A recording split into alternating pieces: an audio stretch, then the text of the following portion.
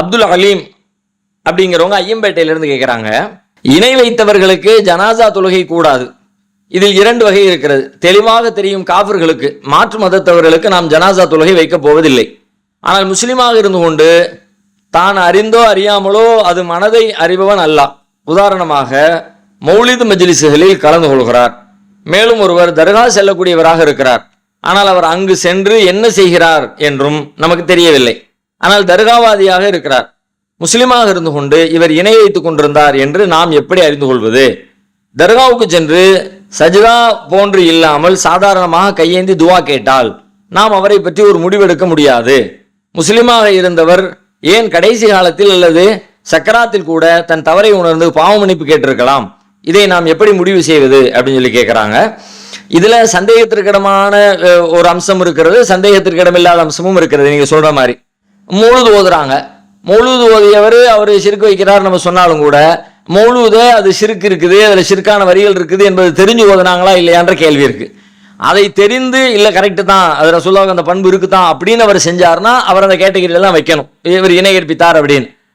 ஏன்னா அந்த மொழி தெரியாத காரணத்தினால அரபியில் இருக்குது, ஏதோ குர்ஆன் வசனம் ஓதுற மாதிரி ஓதிக்கிறோம், ரசூலுல்லாஹ் புகழ்ந்து தான் பாடுறோம்னு பாடுனாங்கன்னா அவங்கள நாம முஷ்ரிக் என்கிற பட்டியலில் சேர்க்க முடியாது. இதை தெரிந்து அதை புரிந்து அதை நியாயப்படுத்தி ஆமா இது சொன்னதுக்கு பிறகு ஆமா கரெக்டு தான், அப்படித்தான் நான் புரிஞ்சுதான் செய்யறேன், அது ரசூலுல்லாஹ்வுக்கு அந்த பண்பு இருக்கத்தான் செய்யுது, அவங்க பாவங்களை மன்னிக்கிறவங்க தான், அவங்க எல்லா விஷயங்களையும் பாவங்களை எல்லாம் அழிச்சு விடக்கூடியவங்க தான், அப்படி எல்லாம் நான் புரிஞ்சுதான் இந்த காரியத்தை செய்யறேன்னு ஒருத்தர் சொன்னார்னா அவர் அந்த கேட்டகரிக்குள்ள சேர்த்துற முடியும். ஏன்னா தெளிவா அவரே டிக்ளேர் பண்ணிட்டாருன்னு.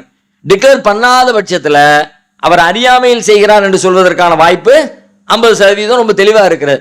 அப்ப இந்த மாதிரி விஷயத்துல நாம நல்லெண்ணத்தின் அடிப்படையில் ஒரு முடிவு எடுக்கிறதா இருந்தா அறியாமையில் மொழி தெரியாம ஓதக்கூடிய ஆட்களை நேரடியா நாம முஷ்ரிக் என்கிற பட்டியலுக்குள்ள சேர்க்க வேண்டிய அவசியம் இல்லை. அவங்களுக்கு அந்த தவறுகளை சுட்டி காட்டவும் அதுல இருந்து சீர்திருத்தம் பெறுவதற்கு முயற்சிகளை மேற்கொள்வோம்.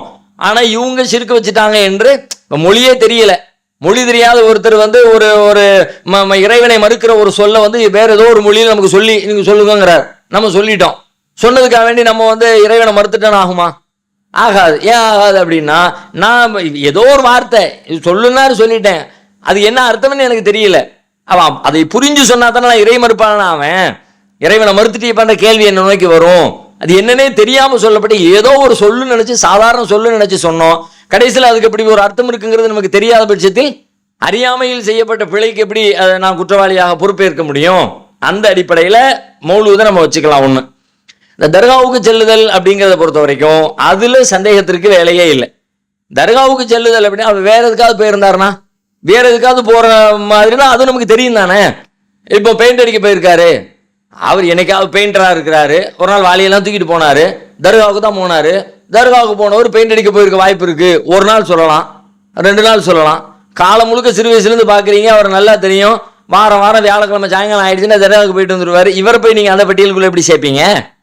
அது தெரியுதானே, இவர் அதன் மீதான நம்பிக்கையில் போறாரு, பக்தியில போறாருன்னு விளங்குதுல.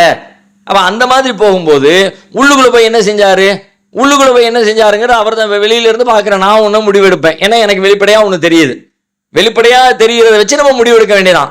உள்ள போய் அவர் அப்படி பண்ணாரா இப்படி பண்ணாரா, அது சுஜூது செய்தாரா, துவா செய்தாரா, பிரார்த்தனை பண்ணினாரா, இப்படி நான் துளி துளியா பிரிச்சு பார்க்கணுன்ற கட்டாயம் கூட எனக்கு இல்லை. அவரு இறந்தவங்களை பொதுவுல ஊருக்குள்ள என்ன நம்பிக்கை இருக்குதோ அதே நம்பிக்கை தான் அவருக்கும் இருக்கிறது என்ற முடிவுக்கு இயல்பா நம்முடைய சாதாரண அறிவை கொண்டு நம்ம சிந்திச்சாலே வர முடியும். ஒருத்தர் ஒரு சூப்பர் மார்க்கெட்டுக்குள்ள போயிட்டு வர்றாரு அப்படின்னா எதுக்கு போயிட்டு வருவாருன்னு எல்லாரும் தெரியும் தானே. எதுக்கு போவார்? கடையில் போய் சாமான் வாங்க போயிருப்பாரு, சாமான் வாங்கிட்டு வந்திருப்பாரு அப்படின்னு நான் நம்புவோம் தானே. இது தொடர்ந்து வளமையா போறாங்க அப்படின்னா தொடர்ந்து வளமையா போய் இந்த கடையில அவங்க சாமான் வாங்கிட்டு வர்றாங்க முடிவுக்கு வருவோம்ல.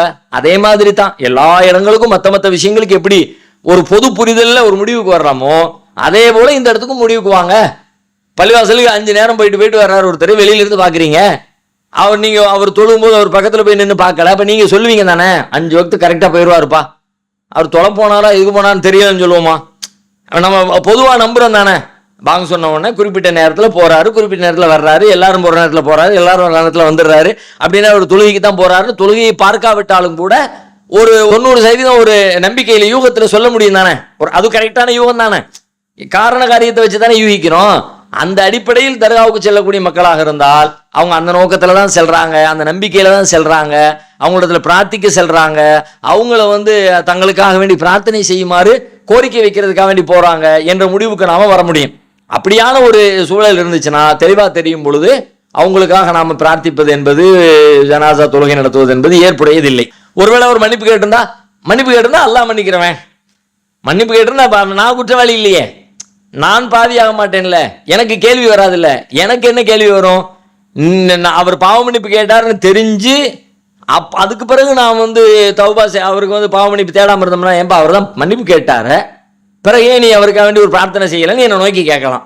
அவர் மன்னிப்பு கேட்டதே எனக்கு தெரியாதே, சக்கராத்தில் கேட்டிருக்கலாம், சக்கராத்தில் கேட்கலாம், அல்லாஹ்வுக்கு தான் தெரியாது, நான் பக்கத்தில் இல்லையே, என் காதில் விழலையே, அவர் செஞ்சது எனக்கு தெரியாத அப்படின்னா அல்லாஹ்வுக்கு தெரியும். படைச்ச ரப்புல் ஆலமீன் அவன் அநீதி இழைக்க மாட்டான், அவன் மன்னிச்சிருவான்.